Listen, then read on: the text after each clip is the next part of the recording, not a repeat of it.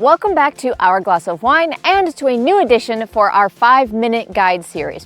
Today we are talking about a wine that is close to our hearts and our home, and that would be Barolo. And today I'm going to be giving you the basics, all the while looking out over Barolo Vineyards and the castle of Grinzane Cavour for some inspiration. So let's not waste any more time and get going. Barolo is known as a king of the wine world. It's a red wine and it's known for its capacity for long aging and complexity. To call a wine Barolo, we have to follow a very specific set of rules in order to qualify it for the highest level of Italian denomination, the DOCG, or Denominazione di Origine Controllata e Garantita.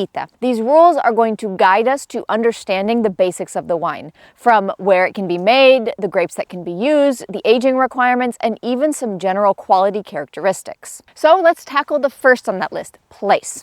Barolo, like a lot of European wines, is not a grape, but rather a place around which the wine can be made. That place is a village, here in the Langhe in Piedmont of northwestern Italy.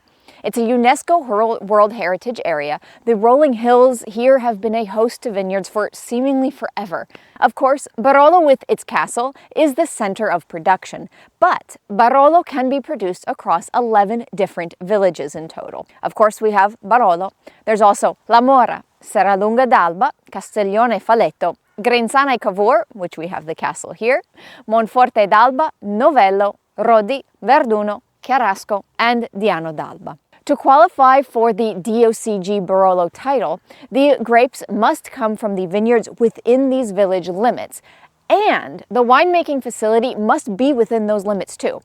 There are a few wineries outside of those limits, but those are grandfathered in and they are the exception to the rule. These villages will create important distinctions between Barolos. The soils between them will vary greatly, and it creates different effects in the overall wine. Perhaps some will be more tendent towards structure, others fruitiness, younger drinking, long aging.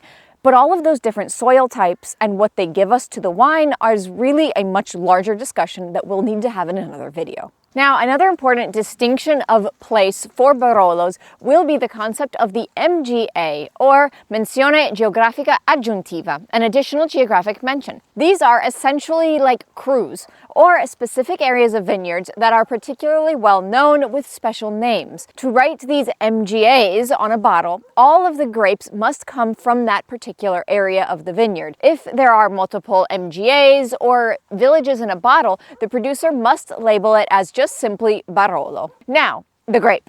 Let's talk about Nebbiolo. Barolo can only be made with 100% Nebbiolo. It's a grape that is famous for its tannins. Those are what create that drying, sandy-like sensation on your palate. And Nebbiolo has a lot of them. But the tannins are what help the wine to age well. As a wine ages, those tannins will lessen and soften, and the wood barrels will help with that too. This is a part of the reason that there are actually aging requirements as part of the DOCG ruling. This is to help Nebbiolo really come into its own. You see, according to the DOCG rules, Barolo must undergo over 3 years of aging, 38 months at a minimum. Of that time, 18 months must be spent in wood barrels. And if we're talking about a Barolo Riserva, we move up to 62 months of total aging time.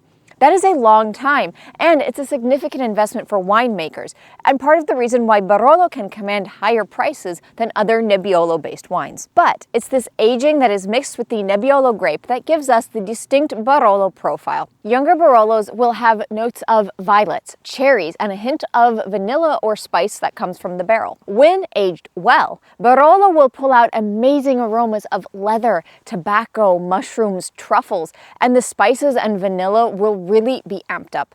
The fruit will darken to perhaps jammy notes of cherries, but in extreme aging cases, like we're talking decades, the fruit may disappear entirely and leaving just these deep tertiary aromas. Now, about that drinking window. As we saw, the Barolos hit the market with already quite a bit of aging under their belt, but Barolo can have a really long shelf life, to decades in fact. There are some that believe Barolo should never be opened under 10 or 15 years of aging. Personally, I think that is a bit of an exaggeration, but while Barolos in that age range and older are absolutely amazing, phenomenal wines, younger Barolos are wonderful too.